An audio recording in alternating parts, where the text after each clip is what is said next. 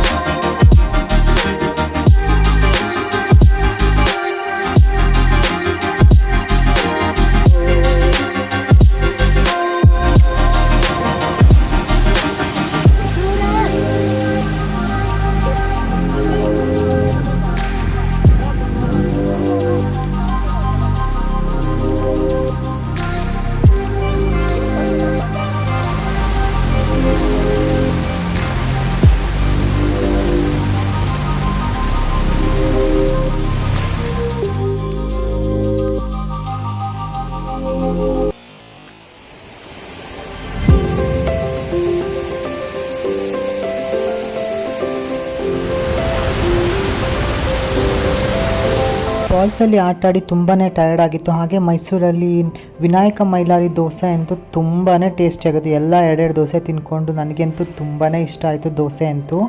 ಅಲ್ಲಿಂದ ಬಿಟ್ಟು ಮತ್ತೆ ರೀಚ್ ಆಗೋಷ್ಟೊತ್ತಿಗೆ ಆಲ್ರೆಡಿ 6 ಸರ್ಚ್ ಮಾಡ್ತಾ ಇದ್ದೀರಾ. ರೂಮ್ಗೆ ಹೋಗಿ ಸ್ವಲ್ಪ ರೆಸ್ಟ್ ಮಾಡಿ. ಇಂಗ್ಲಿಷ್ ಓಕೆ, ಯಾವುದೋ ಮಲಯಾಳಂ ಬುಕ್ಕಿದೆ, ಯಾವುದೋ ಚಿಕ್ಕ ಹುಡುಗ ಬರ್ದಿರೋದು. ಇದು ಸ್ಕೂಲ್ ಅಟ್ಲಾಸ್ ಅಂತೆ. ಇದರಲ್ಲಿ ಓಕೆ ಇಡೀ ಇಂಡಿಯಾದ ಬಗ್ಗೆನೇ ಕೊಟ್ಟಿದ್ದಾರೆ.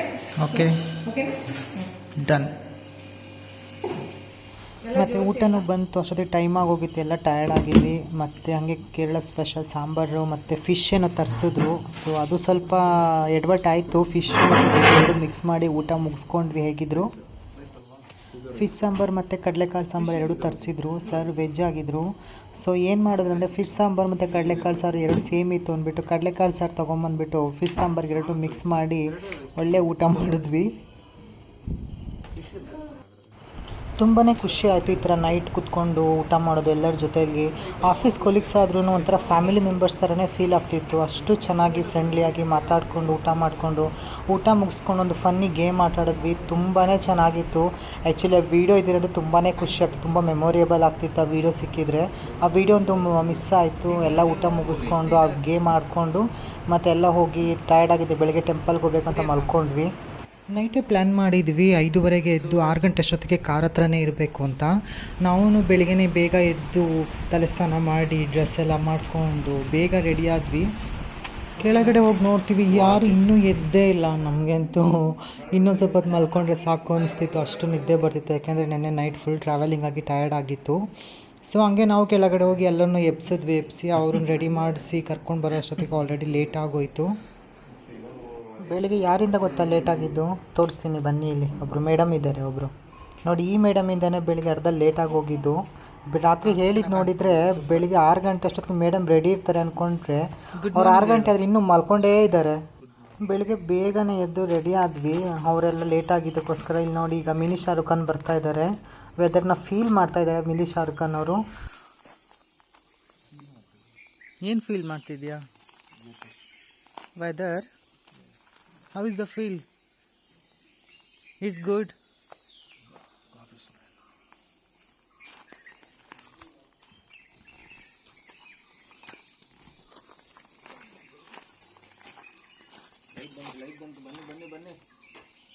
ಬೆಳಿಗ್ಗೆ 5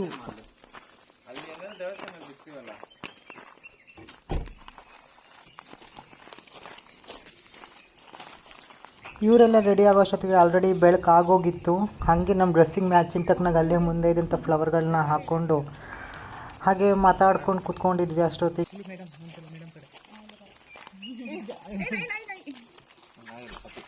ಅಂತ ಬೇರೆ ಹೇಳಿದ್ರು. ಆ ನಾಯಿ ನೋಡಿದ್ ನನ್ನನ್ನು ನೋಡಿ ಯಾಕೋ ಹೆದರ್ಕೊಂಡು ಓಡ್ತಿತ್ತು. ಸೊ ಹಂಗೆ ಸ್ವಲ್ಪ ಅದ್ರ ಜೊತೆ ಮಾತಾಡಿಸ್ಕೊಂಡು ಹಂಗೆ ವಾಪಸ್ ಬಂದ್ವಿ. ನೋಡಿ ಅಲ್ಲಿ ಹೇಗೆ ಓಡ್ತಿದ್ದೆ ನಾಯಿ. ಫೈನಲಿ ಎಲ್ಲರೂ ರೆಡಿ ಆದ್ವಿ, ಹೊರಟ್ವಿ ಕಾರಲ್ಲಿ ಟೆಂಪಲ್ಗೆ. ಸೊ ಆಲ್ರೆಡಿ ಬೆಳಗ್ಗೆ ಬೇಗ ಆಗೋಗ್ಬಿಟ್ಟಿತ್ತು.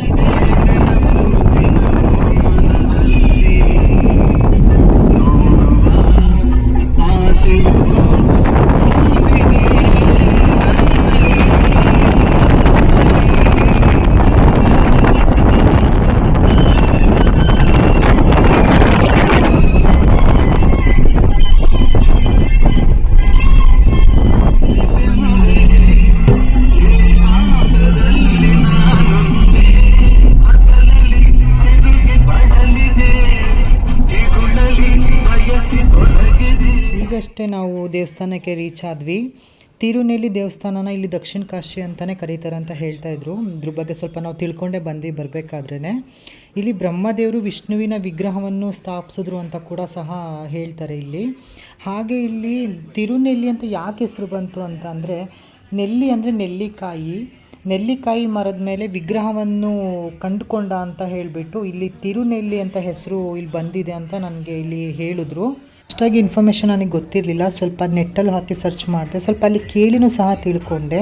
ಇಲ್ಲಿ ದಕ್ಷಿಣ ಕಾಶಿ ಅಂತ ಯಾಕೆ ಕರೀತಾರೆ ಅಂತ ಅಂದರೆ, ಯಾರಾದರೂ ಸತ್ತೋಗಿದ್ದರೆ ಅವ್ರದ್ದು ಪೂಜೆಗಳನ್ನ ಮಾಡಿಸೋದು, ಅವ್ರದ್ದು ಮತ್ತು ಅವ್ರನ್ನ ಬೂದಿಗಳನ್ನ ಎಲ್ಲಾದರೂ ನೀರಲ್ಲಿ ಬಿಡೋದು, ಅದೆಲ್ಲ ಏನೇನು ಸಂಪ್ರದಾಯಗಳಿದೆ. ಸೊ ಇಲ್ಲಿ ಕೇರಳದಲ್ಲಿ ಈ ತಿರುನೆಲ್ಲಿ ಟೆಂಪಲಲ್ಲಿ ದಕ್ಷಿಣ ಕಾಶಿ ಅಂತಂದರೆ ಆ ಥರ ಏನಾದ್ರು ಒಂದು ಪೂಜೆಗಳಿದ್ರೆ ಇಲ್ಲಿ ಬಂದು ಅದನ್ನು ಮಾಡ್ತಾರೆ. ಸೊ ಹಂಗಾಗಿ ಇದನ್ನು ದಕ್ಷಿಣ ಕಾಶಿ ಅಂತಲೂ ಕರೀತಾರೆ. ಹಾಗೆ ಇದು 1000 ಹಳೆಯ ದೇವಸ್ಥಾನ ಅಂತಲೂ ಹೇಳ್ತಾರೆ. ಕೆಲವೊಂದೊಂದು ಕಡೆ ಇನ್ನು 1000ಗಿಂತನೂ 5000 ಹಿಂದೆ ದೇವಸ್ಥಾನ ಅಂತಲೂ ಕೂಡ ಹೇಳ್ತಾರೆ. ಇಲ್ಲಿ ಮುಂಚೆ ರಾಜ ಭಾಸ್ಕರ ರವಿವರ್ಮ ಆಳ್ವಿಕೆಯಿಂದ ಮುಂದುವರೆದಿದ್ದ ದೇವಸ್ಥಾನ ಅಂತಲೂ ತುಂಬ ಜನ ಹೇಳ್ತಾರೆ. 10 ಅಥವಾ 12 ಶತಮಾನಗಳಲ್ಲಿ ಬರೆದಿರುವಂತಹ ಈ ತಾಮ್ರದ ಫಲಕಗಳು ಸಹ ಇದೆ ಅಂತ ಹೇಳ್ತಾರೆ. ಸೊ ಹಾಗಾಗಿ ನಾನು ಸ್ವಲ್ಪ ಇನ್ಫಾರ್ಮೇಷನ್ ತಿಳ್ಕೊಂಡು ನಾನು ಇಲ್ಲಿ ಮಾತಾಡ್ತಾ ಇದ್ದೀನಿ ಅಷ್ಟೇ. ಏನಾದರೂ ತಪ್ಪಾಗಿದ್ದರೆ ಸಾರಿ. ಹಾಗೆ ಈ ದೇವಸ್ಥಾನ ಎಲ್ಲ ಸುತ್ತಾಡಿಸ್ಕೊಂಡು ಹಾಗೆ 5:30ಗೆ ಓಪನ್ ಆಗುತ್ತೆ ಅಂತ ಹೇಳಿದರು ದೇವಸ್ಥಾನ. ಬಟ್ 7:30ಗೆ ಓಪನ್ ಆಗುತ್ತೆ ಅಂತ ಹೇಳಿದ್ರು. ನಾವು ಕೌಂಟರಲ್ಲಿ ಕೇಳ್ತಾ ಇದ್ವಿ. ಹಾಗೆ ಕೌಂಟರಲ್ಲಿ ಸಹ ನಮ್ಮ ಕನ್ನಡನ ಬರೆದಿದ್ರು ನೋಡಿ, ಮಾತಾಡ್ಕೊತಾ ಇದ್ವಿ. ಕನ್ನಡನೂ ಇಲ್ಲಿ ಯೂಸ್ ಮಾಡಿದ್ದಾರೆ ಅಂತ. ಸೊ ಹಾಗೆ 7:30ಗೆ ಹೆಂಗಿದ್ರು ಓಪನ್ ಆಗುತ್ತೆ ಅಂತ ನಾವು ಫೋಟೋಶೂಟ್ಗಳು, ವೀಡಿಯೋಸ್ಗಳು ಮತ್ತು ಆ ದೇವಸ್ಥಾನ ಸುತ್ತ ಇರುವಂತಹ ಒಂದು ಸೀನರಿ ಇದೆಯಲ್ಲ, ತುಂಬಾ ಚೆನ್ನಾಗಿದೆ. ಯಾರು ನೋಡಿಲ್ಲ ಅಂದರೆ ಈ ದೇವಸ್ಥಾನಕ್ಕೆ ಒಂದು ಸಲ ವಿಸಿಟ್ ಮಾಡಿ ನೋಡಿ, ತುಂಬಾ ಖುಷಿಯಾಗುತ್ತೆ ದೇವಸ್ಥಾನದಲ್ಲಿ. ಇಲ್ಲಿ ಏನು ಡ್ರೆಸ್ ಕೋಡ್ ಅಂತಂದರೆ, ಜೆಂಟ್ಸ್ಗಳು ಶರ್ಟ್ ತೆಗೆದು ಹೋಗಬೇಕು, ಹಾಗೆ ಲೇಡೀಸು ಕಾಲು ತುಂಬ ಬಟ್ಟೆ ಹಾಕಬೇಕು, ಕೈ ತುಂಬ ಬಟ್ಟೆ ಹಾಕ್ಕೋಬೇಕು ಅಂತ ಒಂದು ಶಿಸ್ತನ್ನ ಇಲ್ಲಿ ಹೇಳಿದ್ದಾರೆ. ಸೊ ಅದನ್ನೇ ಫಾಲೋ ಮಾಡ್ಕೊಂಡು ಹೋಗಬೇಕು. ದೇವಸ್ಥಾನದೊಳಗಡೆ ನಾವು ವೆಯ್ಟ್ ಮಾಡ್ತಾ ಅಂತೂ ಲಾಸ್ಟಿಗೆ ಕ್ಯೂ ಅಲ್ಲಿ ನಿಂತ್ಕೊಂಡ್ರು.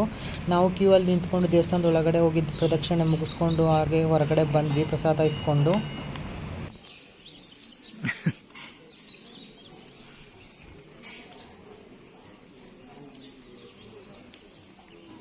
ನಾವು ಪ್ರಸಾದ ತಗೊಂಡು ಮನೆಗೂ ಪ್ರಸಾದ ತಗೋಬೇಕಲ್ವಾ, ಸೊ ಹಾಗೆ ಮನೆಗೂ ಪ್ರಸಾದ ತಗೊಂಡು ಇಲ್ಲಿಂದ ನಾವು ಹೊರಡ್ತಾ ಇದ್ದೀವಿ. ಸೂರಜ್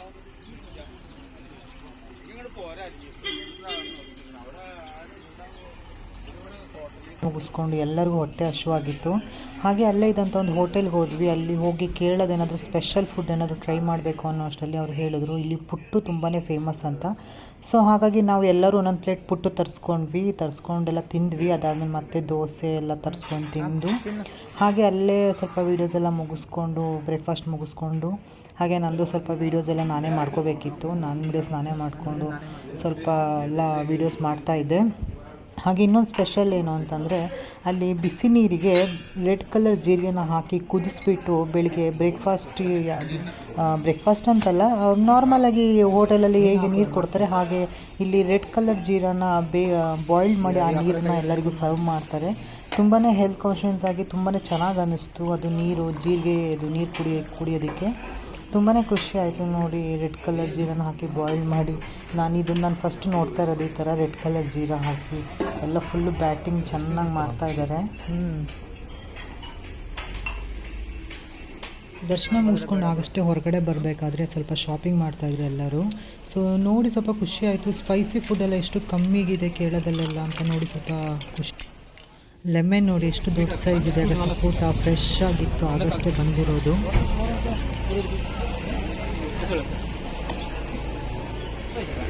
ಏನಂತೆ ಬ್ರೋ ಅದು? ನೆಲ್ಲಿಕಾಯ.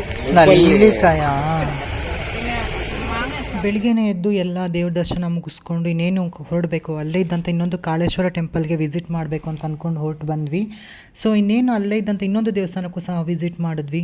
ಈ ದೇವಸ್ಥಾನದ ಬಗ್ಗೆ ಅಷ್ಟು ಮಾಹಿತಿ ಗೊತ್ತಿಲ್ಲ, ಬಟ್ ದೇವಸ್ಥಾನ ಅಂದಮೇಲೆ ಹೋಗಲೇಬೇಕಲ್ವ. ಸೊ ನಾವು ಆ ದೇವಸ್ಥಾನ ಸ್ವಲ್ಪ ವಿಸಿಟ್ ಮಾಡಿ ಸ್ವಲ್ಪ ಗಣೇಶನ ಥರ ವಿಗ್ರಹ ಎಲ್ಲ ಇಟ್ಟಿದ್ರು. ಸೊ ಯಾವುದು ಅಂತ ಗೊತ್ತಾಗಿಲ್ಲ. ಯಾರಾದರೂ ನೀವೆಲ್ಲರೂ ಹೋಗಿದ್ರೆ ಆ ದೇವಸ್ಥಾನದ ಬಗ್ಗೆ ನನಗೆ ಗೊತ್ತಿದ್ರೆ ಕಮೆಂಟ್ ಮಾಡಿ ತಿಳಿಸಿ. ಹತ್ರ ಬಾಯಿಲಿ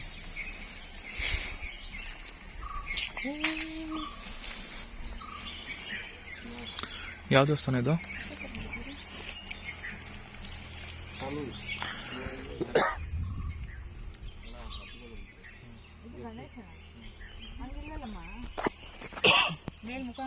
ಗಣೇಶಲ್ಲಿ ಯಾವುದೋ ಅವ್ರದ ಪುರಾತನ ದೇವ್ರು ಇರ್ಬೋದು. ನಮಗೆ ಹೆಂಗ್ ಬೇಕು ಹಂಗೆ ಅನ್ಕೊಳ್ಳಿ ಅಷ್ಟೇ. ದೇವರು ಚಿಚ್ಚಿ ಕಾಪಾಡುತ್ತಾ ಇಲ್ಲ. Driver car driver